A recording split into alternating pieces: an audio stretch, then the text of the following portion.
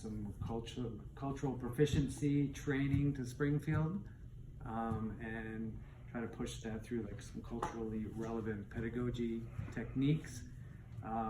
We looked at data in our PSE meeting last week, and we have quite a behavior gap, especially with African American male students. There's much higher suspension rate with this subgroup, and a much higher ODRs, which is office discipline referrals, for this group. So just some training around cultural proficiency, implicit biases, and culturally relevant pedagogy, I think will help our teachers work better with this group of students, and hopefully we can bring those numbers down a little bit.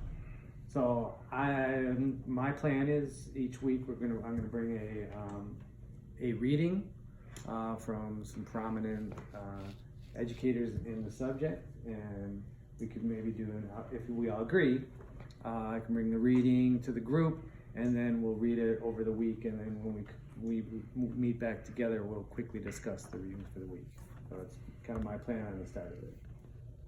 So then bring it to this group? Mm-hmm. Yeah, and then we'll read. So the next week I'll bring an article.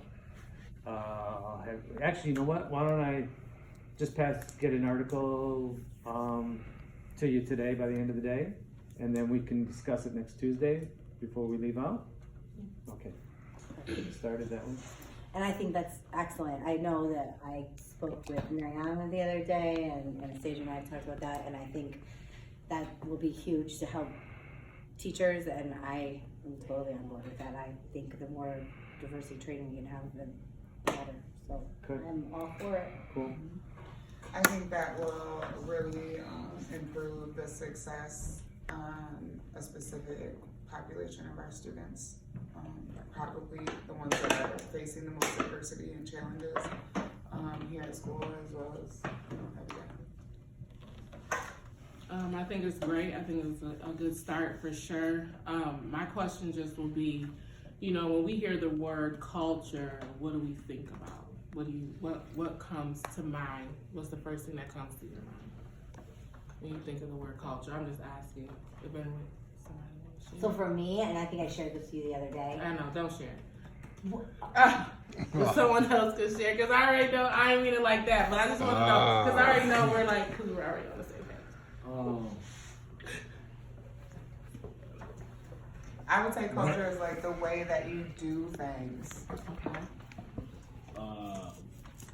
Off rip, when I hear culture, I automatically racial.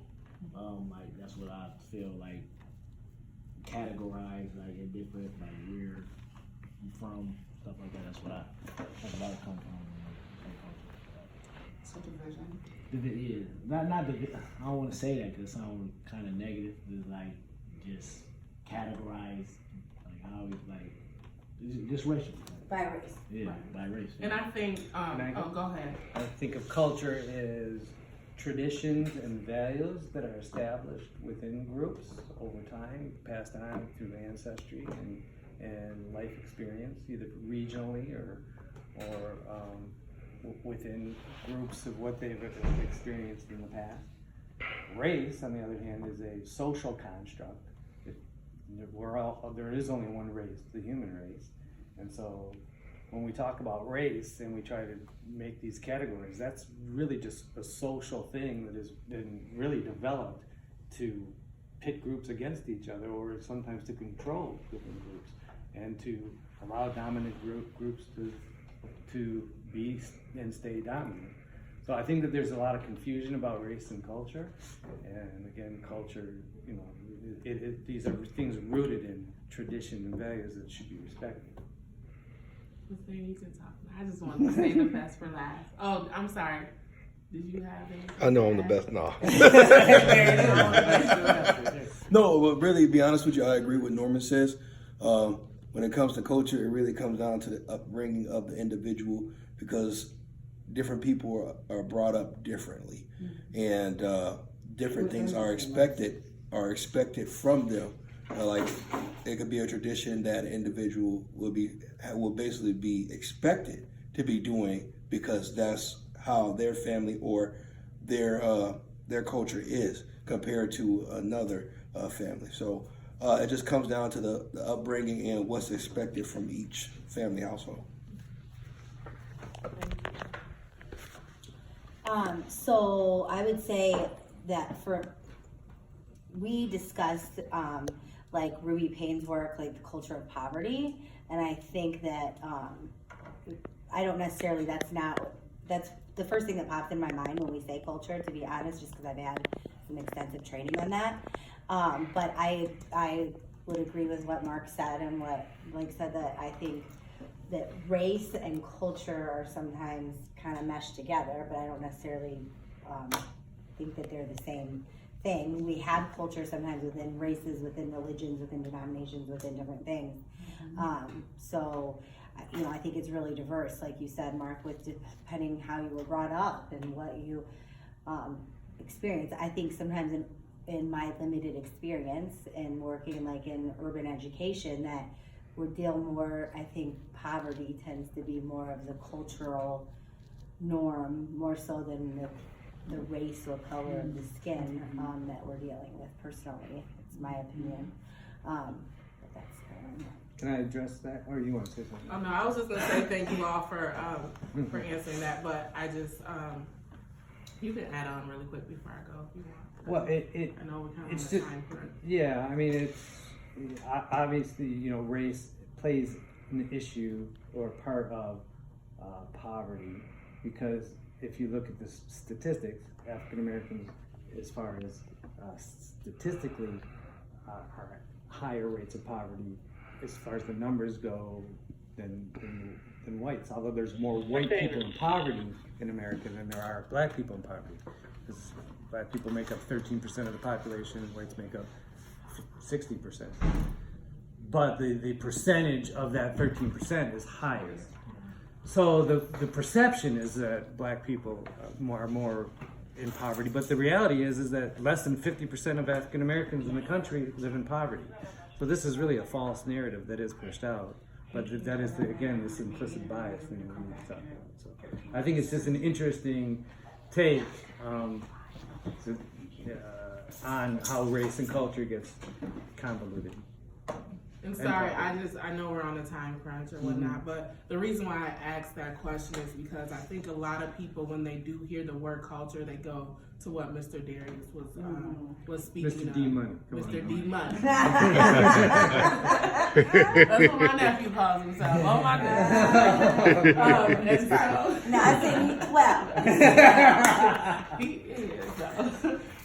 And so that's why I asked that, because I think like people fail to realize that culture is way more than that. You know, there's a music culture. You know, there's a poverty culture. There's a church culture. There's, you know, as far as, religion, excuse me. You know, things like that. And so I feel like, I think that might be a place of where to start. And I do think that we have a culture of poverty in the building or in an urban setting. And I think people need to also understand, you don't know what you don't know, right? You don't know what you don't know. And I'm a firm believer that if you haven't been through it, it's hard for you to understand it. And I think that's what the issue is. And I guess I can speak on it because I'm a hood girl, right? And so, you know, it's survival mode for a lot of these kids. How do we understand survival mode? How do we understand survival of the fittest? You know, as opposed to just assuming, you know you're supposed to be, you know, you get, I don't know if I'm wording it right, just kind of off the top of my head, but, and I think that's just from working in schools for quite a while, that's what we see. And I think there's lots of different trainings out there, but when we do these trainings, if we have follow-up, because you can do these trainings, and then it goes good for 2 to 3 weeks, and then you kind of forget, or it goes out the door, or something happens, or what have you. And so we just have to make sure, and I say this all the time, just make sure we're doing refreshers, whether it's a reading or whatnot, because we're human. We're all human, and we do all have our implicit biases and things of that nature. So. All right. Okay, Miss Shivani is on her way down in hall when she gets. Sorry, I Oh, man, that was just fun. I think this is good conversation. I think it's a good. We need to start with. I think it's a good idea. I agree with everything you just said. Just to get a clearer understanding of like the feel and everything that's going on. We had a conversation about the gap that you was talking about earlier, and I just feel like this something like that would definitely help us at least get a better understanding of everything that's going on. You said you had a conversation about what? Well, the numbers we went over, I forgot there's Achievement achievement gap. gap, but there's also behavior gap. Where Oh, gotcha. More African American I didn't students, and understand. Sure. in particular African American male students, Yeah. get more OSSs and ODRs. Yeah. By far. In fact, looking at the numbers, we have basically 116 ODRs for our African American students compared to 60 to our white students at this point of the year. How It's many? almost double. This Right. is the same, like So- teen offenders. Yeah. It's not disaggregated. The statistics are not disaggregated, which means that it could be 4 or 5 same kids getting the same referrals. We don't know that. So We do by some data. We have an Well, idea. we of haven't that. looked at that though. The We names can of dig the them. names You at have the to. bottom? You have to dig in. Well, we Well, haven't right, you have counted to do it the out. spreadsheet. Right. So Yeah. we haven't looked at that though. So So we if- should. If I may ask, is this the first year that we started getting this data? No. And then, so in previous years, because this is my first year, in previous years, we get this data and we look at it, what do we do with it? Well, so this is only our second year of getting the data, but my wife and I actually did a cultural proficiency training PD at the beginning of the 2018-19 school year. So we had a whole afternoon and we did this. I thought it went well, and it was like you said, people were excited about it. It was good. There was discussion about it. We've not done one since. That's 1.5 years ago, 2 years ago, whatever. So 0 last year, 0 the year before follow-up. And so there's just a lot of initiatives that, that take up PD time. And so I've been asking for follow-up, but we haven't gotten one. So the discussion has just been coming up again that in the next PD we are going to do one. But that's also was being pushed by the ELL team, because many of our ELL students in the building have also felt that they have been marginalized by staff. Ms. Bieber's done some surveys with them where they have expressed they don't feel welcome in the building by staff members. That in particular some of our Arabic students or Muslim students aren't allowed, they have been sneaking into the bathroom to pray. They don't feel comfortable. They don't bring in a prayer rug and doing it here. So this isn't just African American, just Hispanic thing. It's culturally responsible. So there's. I know we got to go. Thank you, everybody. We need to discuss caseloads, but I'll just individually get it with you two. Okay. All right. Well, let's meet Tuesday before break. Is that all right? All right. Thank you, guys. Thanks. So we have a time.